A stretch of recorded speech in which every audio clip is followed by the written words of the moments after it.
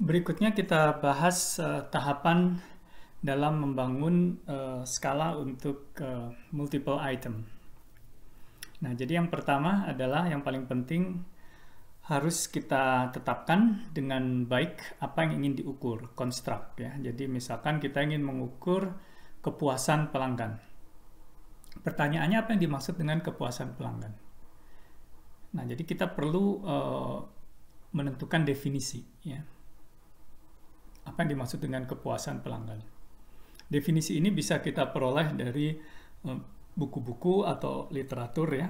Jadi itu tujuannya apa? Tujuannya untuk memberikan boundary atau scope, batasan-batasan apa yang dimaksud dengan kepuasan.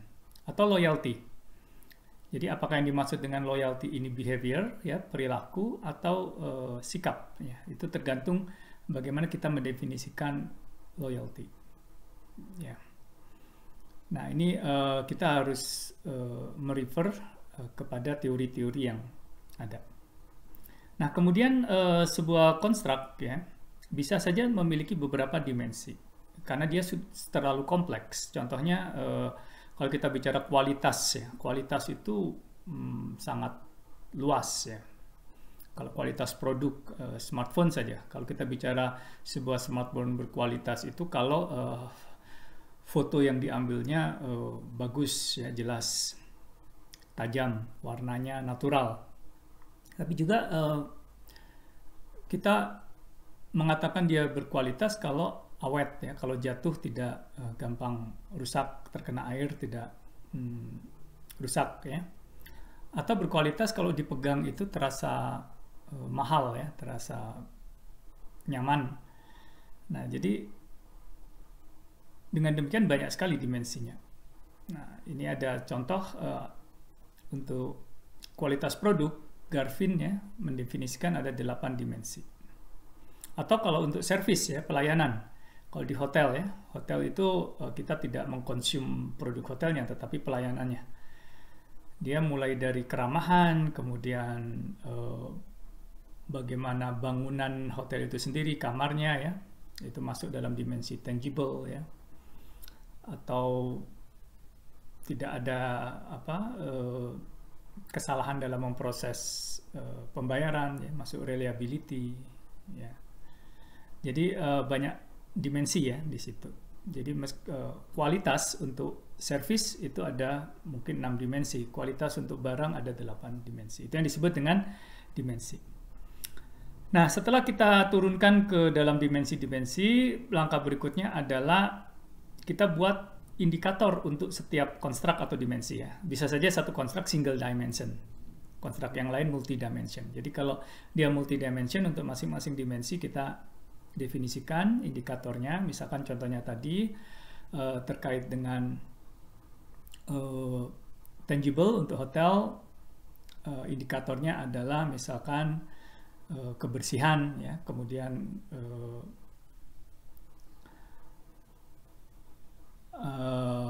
sirkulasi udara, pencahayaan, dan lain sebagainya.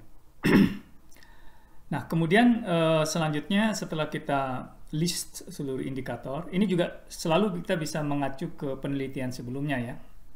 Mungkin orang lain sudah pernah mengukur service quality untuk hotel, jadi mereka sudah menyiapkan indikator ya. Tapi ada satu catatan di sini ya, kalau kita mengacu ke bahasa asing, misalkan dari Inggris, ini kita terjemahkan ke bahasa Indonesia. Belum tentu yang instrumen itu cocok atau sudah valid dan reliable di dalam bahasa Inggris menjadi valid dan reliable dalam bahasa Indonesia. Nah, jadi kita perlu terjemahkan. Nah, ada suatu metode yang disebut dengan translate back translate. Jadi setelah kita terjemahkan ke dalam bahasa Indonesia, kita terjemahkan balik ke bahasa Inggris. Balik lagi nggak dia ke yang awal, seperti itu. Ya. Kalau ternyata diterjemahkan kembali ke bahasa Inggris, tetap ya berarti dia benar ya. Dan yang menerjemahkan nggak boleh orang yang sama. Jadi yang menerjemahkan ke bahasa Inggris itu orang pertama. Jadi kemudian orang kedua menerjemahkan dari Indonesia ke Inggris. Nanti kita bandingkan. Oke, ini sama dengan. Itu yang minimal ya. Sebelum kita lakukan uji validitas konstruk, nanti kita lihat. Nah, dari indikator-indikator ini kemudian kita cek content validity dengan expert, ya. Kalau terkait dengan pelayanan hotel mungkin kita tanyakan ke profesor di bidang perhotelan atau general manager dari hotel, apakah memang indikator ini sesuai untuk mengukur efisiensi misalkan. Nah, yang kelima adalah tentukan tipe skala, ya. Apakah kita tadi menggunakan semantic differential atau kita menggunakan Likert. Kalaupun Likert, apakah kita menggunakan 1-7 atau 1-6, ya.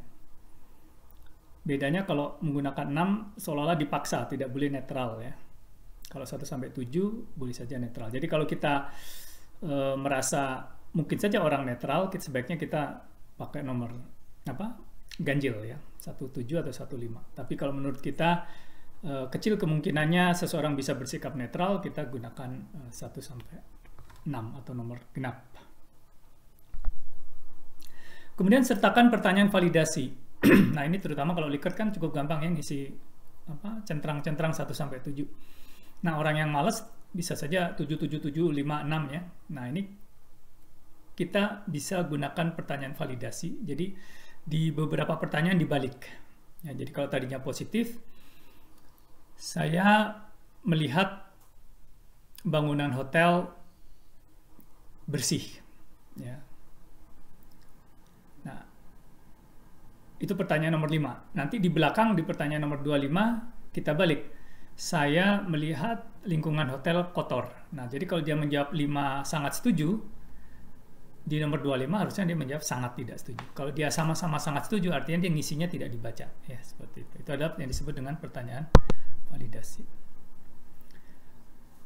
Nah, selanjutnya yang sudah lengkap tadi kita sebar ke sampel awal, ya. Mungkin 20-30 orang.